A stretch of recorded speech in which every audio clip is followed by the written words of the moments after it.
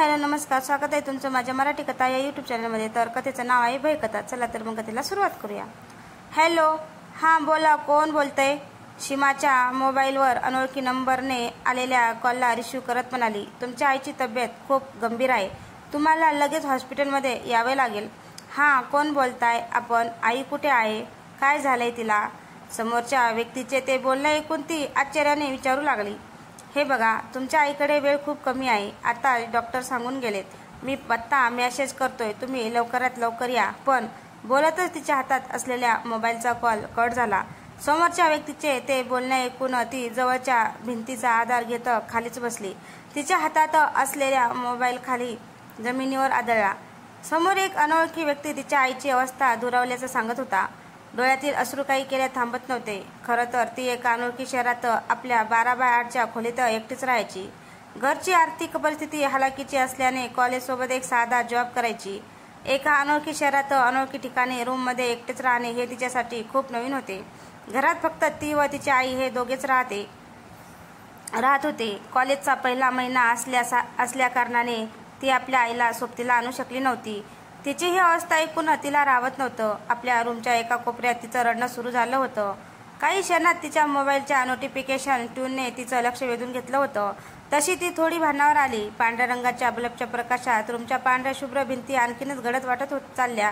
रूमच्या एकीकडे एक लाकडी कपाट, एक छोटासा बेड, बाजूला एक लाकडी टेबल आणि त्यावर प्लॅस्टिकच्या भांड्यात असलेल्या फळांच्या बाजूला चकाकत असलेल्या प्युअर स्टेनलेस स्टीलचा चाकू, जो बल्बच्या उजेडात चमकत होता। पण तिला ह्या कोणत्याच गोष्टीचा भान नव्हतं। मोबाईलचा पासपोर्ट टाकून नोटिफिकेशन बघितलं तर एक मेसेज आलेला। मेसेज वाचून आपल्या मैत्रिणीला कॉल केला। तिनं रिंगच्या नंतर समोरून एक आवाज आला, हॅलो, हा बोल ग, या वेळेला का बरं कॉल केला? सगळे झोपले आहेस? वेळ बघितली आहेस काय? रात्रीचे 1:30 वाजलेत। काय झालं? सगळं ठीक आहे ना? अगं, माझ्या आईची तब्येत बरी नाही म्हणून मला कॉल आला होता। तू प्लीज माझ्या रूमवर येऊ शकतेस का? मला काय करावं हे समजत नाहीये, प्लीज ये ना। थोडं नीट सांगशील का काय झालं ते? तू प्लीज ये ना, मला खूप भीती वाटायला लागली आहे। भीती? आणि तुला? कधीपासून? तू एका क्षुल्लक कारणावरून सगळ्यांसमोर माझा इतका अपमान केलास आणि तुला वाटतंय का आपल्यातले सगळे वाद विसरून, तू तोडलेली मैत्री विसरून मी यावे? तू जे माझ्यासोबत वागलीस, जे केलेस, यासाठी मी तुला कधीच माफ करू शकणार नाही सीमा। मला वाटले की तू माझी माफी मागायला फोन केला असशील। त्यावर ती म्हणाली, प्लीज तू लवकर ये, जास्त प्रश्न विचारू नकोस, खरंच भीती वाटायला लागली आहे, तुझ्याशिवाय माझ्या या शहरात कोणीच नाही। मम्मा, ठीक आहे, घरून निघताना कॉल करते। इतकं बोलून कॉल कट झाला। तशी तिची नजर पूर्ण रूमभर फिरू लागली। एका अनामिक भीतीने तिच्या मनात घर केलेलं। भीती कसली? तिच्या समजण्यापलीकडचे झालेले। तितक्यात अचानक रूमचा बल्ब चरचर करत खडकन फुटला। तसे रूममध्ये काळोख पसरला। सगळं काही शांत झालं होतं। त्या भयान शांततेत तिची वाढत असलेली काळजाची धडधड मात्र तिला स्पष्ट ऐकू येत होती। भीतीने घशाला कोरड पडलेली। अशातच ती पाणी कुठे ठेवले आहे ते चाचपडत शोधू लागली। तितक्यात तिच्या हाताला काळी पेटी लागली। तिने एक काळी पेटवली आणि काही सेकंदासाठी रूममध्ये मंद प्रकाश पडला। तशी ती जागेवर स्तब्ध झाली। समोरचं दृश्य बघून काळीज जोरजोरात धडधडू लागलं। एक काळी कुट्ट मानवी आकृती तिच्या समोर येऊन उभी होती। हातात पेटत असलेल्या काडीच्या फिक्कट नारंगी उजेडात ती मानवी आकृती स्पष्ट दिसत होती। तिचे लाल तांबूस रंगाचे डोळे त्या उजेडात आणखीन गडद वाटत होते। तिला काही कळणार तितक्यात काडी जळ तिच्या बोटापर्यंत आली। तसे तिला भाजल्यामुळे पटकन तिने काडी फेकून दिली आणि पुन्हा एकदा रूममध्ये गडद अंधार पसरला। पण यावेळेस ती एकटी नव्हती। तेवढ्यात बाहेरून कोणीतरी रूमची बेल वाजवली। तशी तिची भीती आणखीनच वाढली। चाचपडत ती दारापर्यंत गेली आणि हळूच दार उघडलं। तिची मैत्रीण दिसली आणि तिला बघतच ती तिला कवटाळीच। अश्रूचा बांध फुटला। काय झालं? इतकी का घाबरली आहेस? अगं आई, ओक्साबोक्शी रडत आपली परिस्थिती सांगत होती। सीमाला घेऊन तिची मैत्रीण आत आली। तिच्या घशाला कोरड पडल्या कारणाने ती आपल्या मैत्रिणीचा हात सोडून मागे पाणी घेण्यासाठी वळली। पाण्याचे 2 घोट घेतले आणि मागे बघितलं तर तिची मैत्रीण कुठे दिसत नव्हती। तिला शोधत ती दरवाजाच्या दिशेने निघाली। तोच बाजूच्या मोबाईलची रिंग झाली। मोबाईलकडे लक्ष करत तिने कॉल रिसीव्ह केला। तसं समोरून आवाज आला, हॅलो, मी रितिका बोलते, तब्बल 2 तास झालेत कॉल करते, कुठे होतीस? समोरून येणाऱ्या आवाजाने ती पुरती हादरून गेली होती। तिची भेदरलेली नजर मिनिटापूर्वी आलेल्या आपल्या मैत्रिणीला शोधू लागली। ती कुठे दिसत नव्हती। पण समोर तिची तीच मैत्रीण रितिका रागातच बोलत होती, आपल्या मैत्रिणीचा आवाज ऐकताच ती जागेवर स्तब्ध झाली. काहीच न बोलता तिच्या हातातले मोबाईल खाली जमिनीवर पडला. तसे रूमच्या उघड्या खिडकीतून थंड वाऱ्याच्या झोक्याने तिला स्पर्श केला. त्या वाऱ्याच्या झोक्यासरशी रूममध्ये पेटत असलेल्या मेणबत्तीचा फिक्कट नारंगी उजेड कमी कमी होत बंद झाला आणि पुन्हा एकदा रूममध्ये काळोख पसरला. काय घडते हे तिच्या समजण्या पलीकडचे झालेले. काय करावं काय नाही समजत नव्हते. तसं थंड वाऱ्याच्या झोक्याने खिडकीचे दार जोरजोरात खिडकीवर आदळू लागलं. तिला काही कळणार तितक्यात एक वटवाघूळ आपल्या पंखाची फडफड करत चित्कार करत समोरून निघून गेलं. जसा तो आवाज थांबला तितक्यात जोरात दारावर थापा पडू लागल्या. पुन्हा एक भीतीची लहर अंगाला स्पर्श करून गेली. अंग घामाने भिजले होते. ती दबक्या पावलाने दरवाजाकडे निघाली.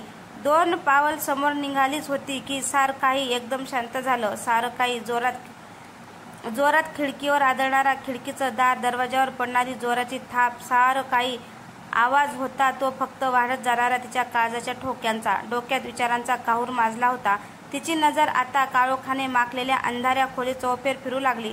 पुन्हा एकदा मेणबत्तीच्या शोधात चाच पडू लागली. शेवटी मेणबत्तीचा शोध लागलाच.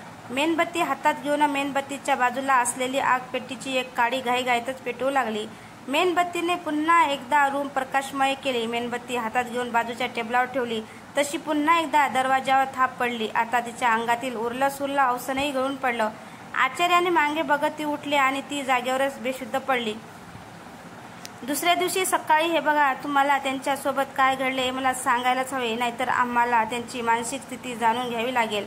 फाईलमध्ये असलेल्या एक कागदांना चाळत एक डॉक्टर आपल्यासमोर बसलेल्या एका तरुणीला आपल्या रुग्णाच्या विषयी पूर्ण माहिती विचारून घेत होते.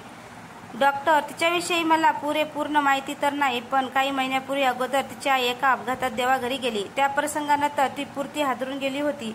घरची आर्थिक परिस्थिती खूप बिकट असल्या कारणाने नातेवाईकांनी सुद्धा तिला विचारणं सोडून दिलं. मी एकच तिची मैत्रीण, मला लहान बहिणी मानायची. शाळेत सर्वात हुशार आणि गुणी मुलगी म्हणून शहराच्या कॉलेजमध्ये तिथल्या शिक्षकांनी तिचा प्रवेश करून दिला. पण ती आई गेल्याच्या धक्क्यातून अजून सावरू शकली नव्हती. तिच्या आईच्या आठवणी काही केल्या तिच्या डोक्यातून जात नव्हत्या.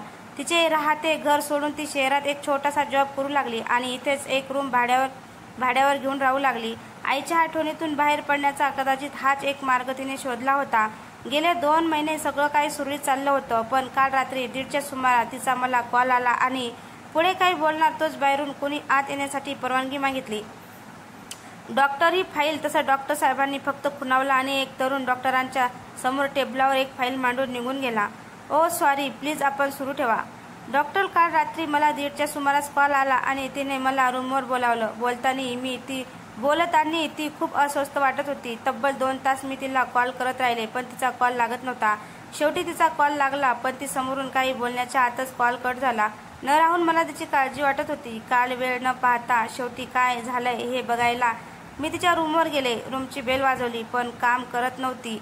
शेवटी दरवाजावर थापा मारायला सुरुवात केली. ती काही प्रतिसाद देत नव्हती आणि नाईलाजाने मला शेजाऱ्यांच्या मदतीने तिच्या दरवाजाची कडी मोडावी लागली. आत बघितलं तर ती बेशुद्ध पडली होती. हाताजवळ एक धारदार चाकू जमिनीवर पडला होता. त्यानंतर मला काही समजण्यात आत मी रुग्णवाहिकेला कॉल केला आणि तिला येथे घेऊन आले. सगळे शांतपणे ऐकल्यावर त्यांनी एक दीर्घ श्वास घेतला आणि म्हणाले, हे बघा, त्यांनी आत्महत्या करण्याचा प्रयत्न केलाय आणि तुमच्या सांगण्याप्रमाणे त्यांना कोणत्याच मेंटल स्ट्रेस दिसत नाही आहे. डॉक्टरांच्या रुग्णाची अवस्था दुरावल्याचे कारण ऐकून ती थोडी रडतच बोलू लागली. डॉक्टर, प्लीज तिला लवकर बरं करा. ती माझी एकुलती एक मैत्रीण आहे. तसं बाहेरून एक कर्मचारी डॉक्टरांच्या कॅबिनकडे धावत आले. साहेब, बेड नंबर 46च्या रुग्णाची अवस्था खूप बिघडली आहे. तसे डॉक्टर आणि ते कर्मचारी धावत कॅबिनच्या बाहेर पडले. तशी ती सुद्धा बाहेर पडली. दरवाजावर असणाऱ्या फिक्कट पांढऱ्या रंगाच्या काचेतून आत लक्ष गेलं आणि काही क्षणात डॉक्टर खोलीच्या बाहेर आले. आय एम सॉरी, आम्ही आमचा खूप प्रयत्न केला पण सीमाला वाचवू शकलो नाही. पण एक गोष्ट निदर्शनास आली आहे. त्यांनी बहुतेक मेंटल स्ट्रेससाठी असणारी औषधे घेतली होती. तसं त्यांच्या ब्लड टेस्टमधून कळले. अशी औषध एक सर्वसामान्य व्यक्तीला हॅल्युसिनेशन व्हायला भाग पडतात. कधी कोणी असल्याचा भास होतो तर कधी कोणी बोलण्याचा. पण प्रत्यक्षात असं नाही. हे तेव्हा होते जेव्हा त्या औषधाची सुरुवात झाली असते आणि हळूहळू तो ताण इतका वाढत जातो की तो आवाक्याबाहेर जातो. ही पण तशीच केस आहे. पण तुमच्या सांगण्यानुसार सीमा ही औषध कोणाच्या सांगण्यावरून घेत होती? रितिकाकडे बोलण्यासाठी काहीच नव्हतं. ती फक्त रडत होती. डॉक्टर तिला धीर देत पुढे निघाले. रितिका रडतच सीमाच्या बेडजवळ गेली आणि तिच्या जवळ जात म्हणाली, सॉरी, पण मी तुला वाचवू शकले नाही, आणि एक गूढ हास्य करून तिथून बाहेर लागली.